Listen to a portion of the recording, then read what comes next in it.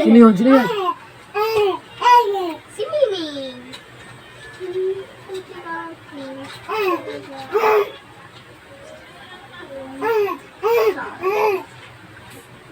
Oo, angkot na tayo. Gusto ko na may puso na maliit. Oh, sayang. No. Hello. Hawakan, hawakan. Hello. Hello. Hello. Eh, Hello. Nana. wala na, nasa ilalim ng kama. Nak. Nak. Ayun si Baby nasa ilalim. Si Mimi yung doon sa ilalim. Ayun, nasa ilalim ng kama. Nandun pa rin tayo, nakakapit pa rin tayo sa ating mga nakakapit. Nagulong na po namin 1987, yun na naman naging testimony natin. Yung pamamaraan ng ato po natin, yun ang ating ginagawa. Yung kaya makakapagkat yung gawin na doon, bitin yung pinesa nila. Kaya ngayon, nakita natin, yung Pasko, nakasing tayo doon sa Tupac Glory, pero yung old formula na yun, will be the way to say happiness. Hindi ito iba kayo ng tanong, sabi na face na ngayon. Mabilis na siya. Yung today sa ating hinaban, women,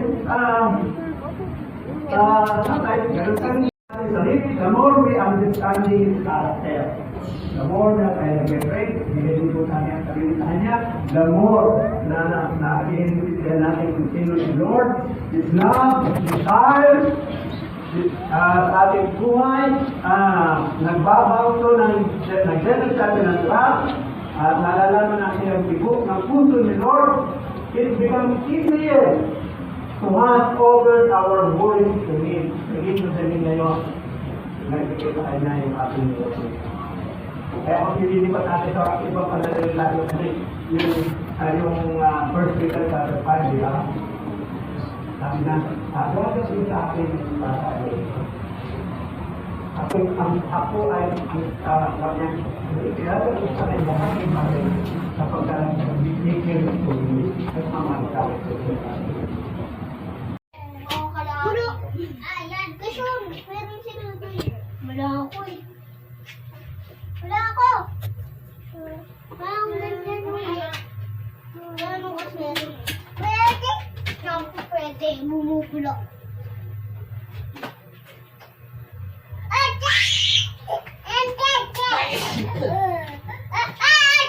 Laki ng isa eh.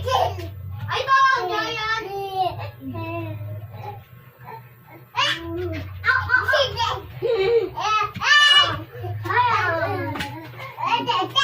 Yan! Nakakayason yan! Kinakain mo yan!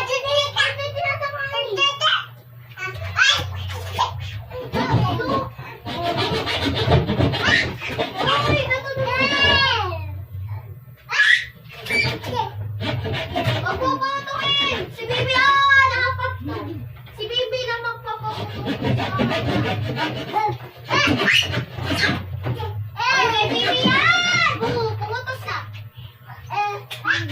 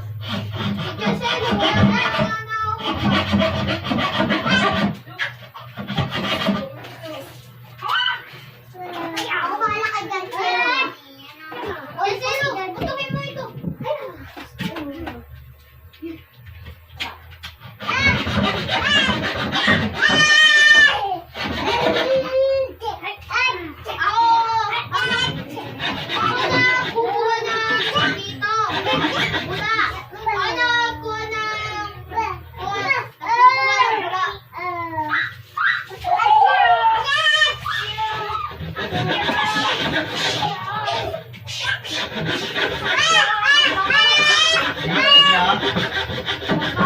naman ako. Mayo, mainit. Hindi ko na mainit yan. No, hindi na sa ano. Hindi ka na ano, kandingon.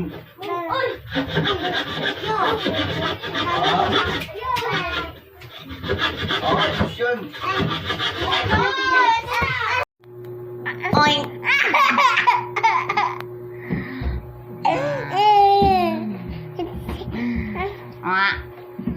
Oink. Dumi mo na. Dumi-dumi. Oink. Na tayo makakatulog dito. Oink.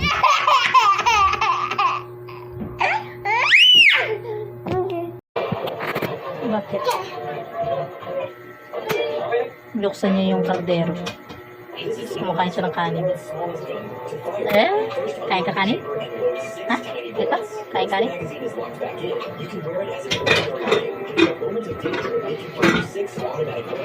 Lumulog.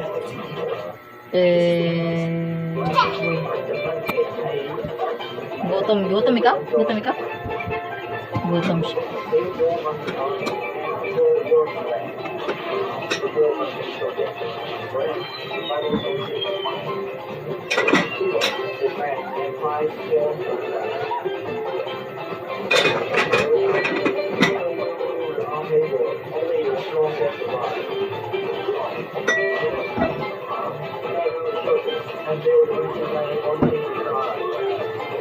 Kinutom siya.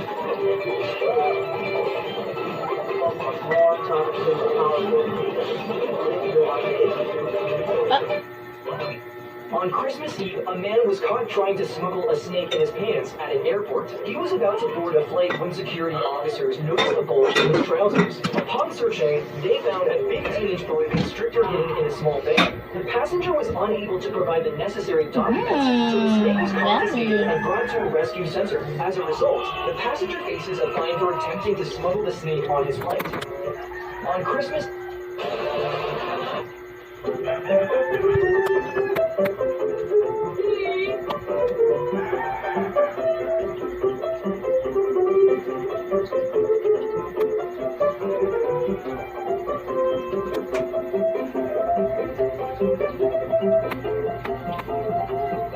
Yes. Why are you sad? Good to scare away predators. Okay. Swallow water or air to expand like a balloon. Number 2, these little fish are extremely toxic. Their poison is tetracycline toxin, 1,200 times more deadly than cyanide. Just one fish can kill 30 people. Subscribe for more epic facts just like this. It's okay. It's okay. This guy just found the rarest natural coincidence ever. Ang Because he gwapo found these two mo, very animals hiding under the gwapo. sand, so he went to take a closer look. And these are actually horseshoe crabs. And it turns out that seeing two of them spray water at each other is pretty rare. But it doesn't stop there, because right beside them was a decorated crab. It's called this because they literally decorate their Meron shells siyang to ano, stay guys, camouflage. Right across from them nagnaat. was a spotted reef crab. And it seems to have these unique spots on its shell. And they actually have this to help camouflage, but obviously it wasn't as good as the decorated crab. But as he looked up, he noticed this beautiful shell, which is actually a type of sea snail called a queen conch. And they're known for having these Ay, naano niya yung large kamay ko, shells yung that kung truly gusto stand niya. out. And speaking of shells, he came across this flat, hard-shelled animal, and he quickly discovered that it was Bakit? actually a Anong gusto slipper mo? lobster. And for some reason, he decided to have just a little bit more fun with this guy, and clearly wasn't having the best time. What he found next was insane, because he spotted a frogfish, which would usually be in the ocean, so the fact that it's still alive means it must have just got So, stranded only minutes ago. But the craziest Hello, thing is all these diverse mag-isip animals ikaw? were just a few steps apart. Gusto mo Why mag-sleep? didn't Nalo stop Moana Huh? with his true power in Moana 2? Here's the You want thing. to Nalo is a sleep? powerful god of storms and lightning. He sank Oh. Motu Fetu to separate the people of the ocean and So, increase his mag-sleep? power. In Moana 2, we see him summon deadly lightning bolts and massive storms. The first time, he struck near Moana as a warning. The second time, he didn't miss. But why wait so long? Why let her reach Motu Fetu? His storms and lightning acted more as a defensive barrier than a direct attack. He only sent a true lightning strike when Moana touched Motu Fetu, breaking the curse. If he could have stopped her earlier, why didn't he? The answer may lie in his limitations. Unlike Maui or Matangi, Nalo is a true god, not a demigod, and wasn't physically present in the human world. In the end credits, we see him in the realm of the gods, appearing Gusto mo in the human mag-sleep world na only ikaw? as a Sleep? figure in the clouds. That's Sleep why na he ikaw? needed Matangi to guard the portal of the Sleep gods. na ikaw, This sleep. means that his true power remains unseen, and defeating Nalo in Moana 3 will be much harder than breaking his curse. Why didn't Nalo? He just laid eggs, but because they laid the eggs inside with my monster pond, I knew I had to act fast. So I immediately started emptying my 75-gallon tank and moving all the cichlids into the koi pond outside. It was a pain to catch them, and let's just say that my wife did not like at all the mess that I made. Then I caught a pair of lobsters, the lady eggs, and moved them into the new tank. After that, I went straight into catching the eggs. I scooped them all up and put them inside of a bucket. I immediately turned on my Oh, God. Oh, naman. Eh, bakit ate, sa tainga mo hinawakan yung aso? Umiyak guys yung aso kasi hinawakan yung tainga. Tapos, umiyak din siya. Nakuyawan siya, nakuyawan. Sama na, uy. Wala ano lang yun. Umiyak lang din. Ba naman to?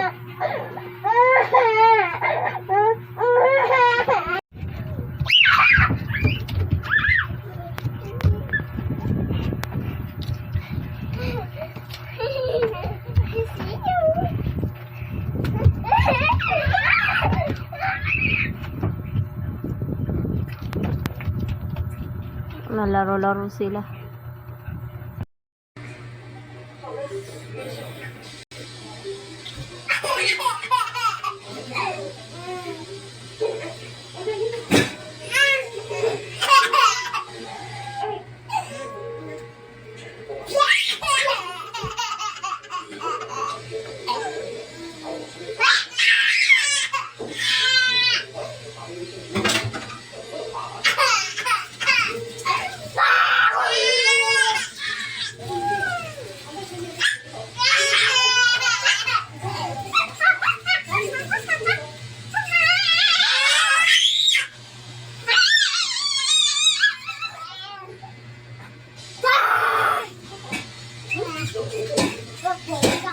Ay, sirain mo na.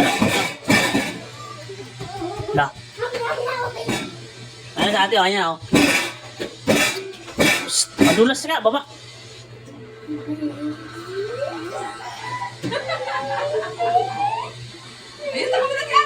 Ito sa kabila. Sa likod. Nasa likod. Oo. Mahulog ka.